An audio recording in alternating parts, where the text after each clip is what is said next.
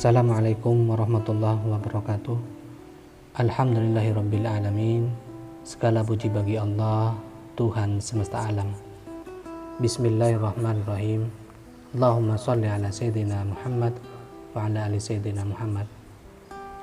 Kali ini ada sebuah kisah tentang seorang sufi dan tukang sepatu. Salah satu kisah sufi yang masyhur adalah mimpi yang dialami oleh Abdullah bin Mubarak tentang diterimanya amalan haji. Abdullah bin Mubarak adalah imam yang soleh dan sangat dihormati oleh orang-orang.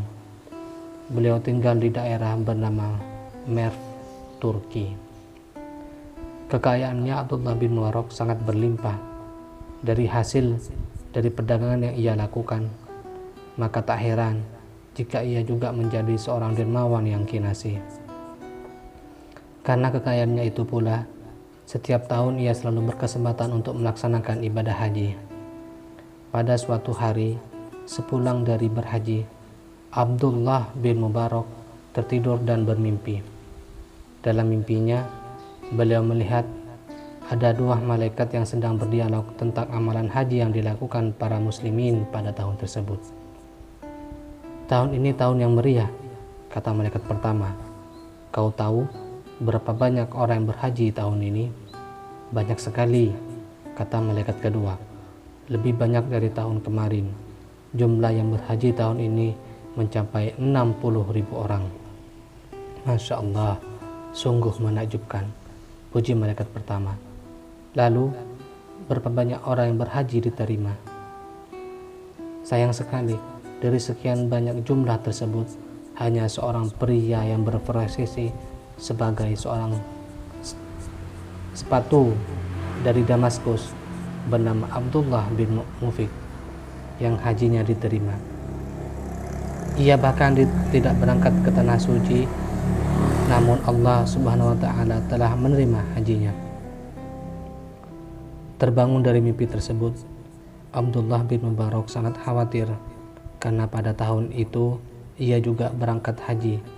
Tubuh beliau gemetar dan keringat dingin membasahi tubuhnya. Setelah menenangkan diri, Abdullah bin Mubarak pun memutuskan untuk pergi ke Damaskus dan mencari tahu siapakah gerangan sosok Abdullah bin Mufik itu. Sesampainya di sana, ia mencari tahu di mana ia bisa bertemu dengan Abdullah bin Mufik. Aku dari jauh datang ke Damaskus ini untuk mencari seseorang yang belum aku kenal, kata Abdullah bin Mubarak kepada salah seorang penduduk di Damaskus. Aku hanya tahu namanya, namun tidak tahu di mana ia bisa aku temui. Siapakah nama orang itu, wahai musafir? Tanya penduduk setempat. Ia seorang pria yang dikaruniai nama Abdullah bin Mufik. Oh, Abdullah bin Mufik, kata penduduk itu. Ia tinggal di blok kedua dari sini. Engkau bisa menemuinya di rumahnya. Terima kasih saudaraku, aku akan segera menemuinya, kata Abdullah bin Mubarak. Setelah mengetahui di mana bisa menemui Abdullah bin Mufik, Abdullah bin Mubarak bergegas menuju ke rumah orang yang dicarinya. Sesampainya di sana, Abdullah bin Mubarak mengucapkan salam sambil mengetuk pintu rumah Abdullah bin Mufik. Sang tuan rumah pun membuka pintu rumahnya sambil menjawab salam. Maafkan saya ingin bertemu Abdullah bin Mufik. Apakah engkau bernama Abdullah bin Mufik? Tanya Abdullah bin Mubarak. Benar, kata Abdullah bin Mufik. Saya adalah Abdullah bin Mufik. Mari silahkan masuk. Setelah duduk di kursi di dalam rumah, Abdullah bin Mufik bertanya kepada Abdullah bin Mubarak tentang hajatnya datang ke rumahnya. Bolehkah saya tahu siapakah namamu dan apa keperluanmu untuk mencariku? Tanya Abdullah bin Mufik. Saya Abdullah bin Mubarak dari Merv. Saya bermimpi dan ingin menanyakan kepadamu perihal mimpi yang saya alami.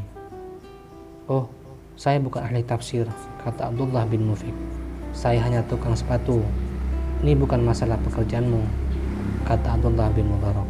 Saya hanya ingin bertanya karena mimpi ini berkaitan dengan engkau. Berkaitan dengan aku?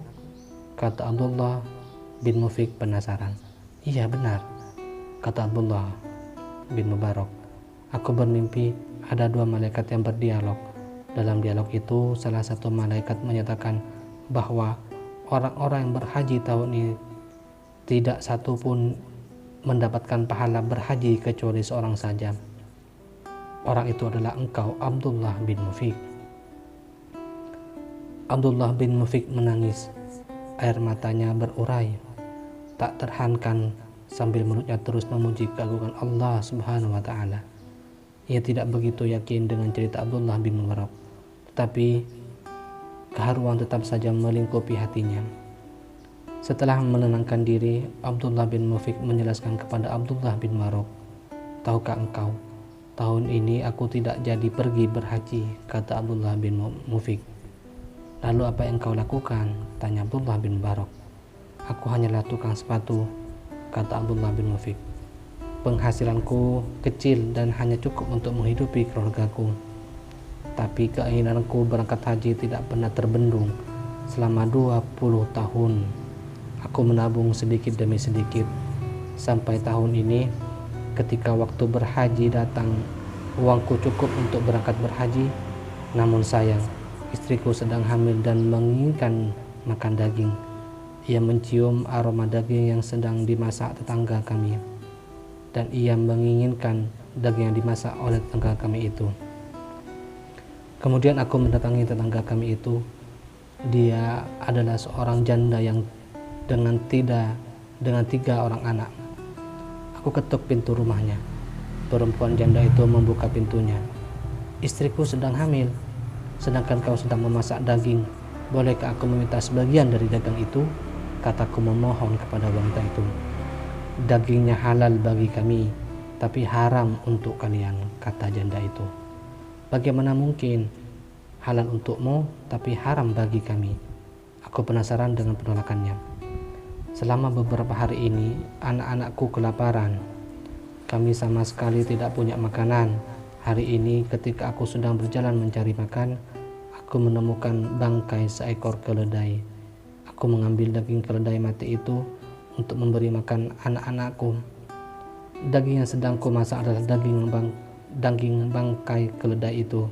Iya, daging itu halal bagi kami dan haram bagi kalian.' Setelah mendengar jawaban itu, aku pulang dan mengambil semua uang yang sudah kukumpulkan selama 20 tahun itu. Iya, uang itu aku berikan kepada wanita itu sambil berucap dalam hati, 'Inilah hajiku ya Allah.'" Abdullah bin Mubarak menangis mendengar cerita Abdullah bin Mufik. Ia merasa dirinya kecil dan kerdil.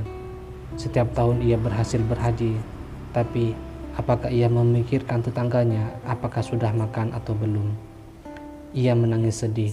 Maka sejak saat itu, ketika hendak berangkat haji, Abdullah bin Mubarak memastikan tetangganya tidak ada yang kelaparan.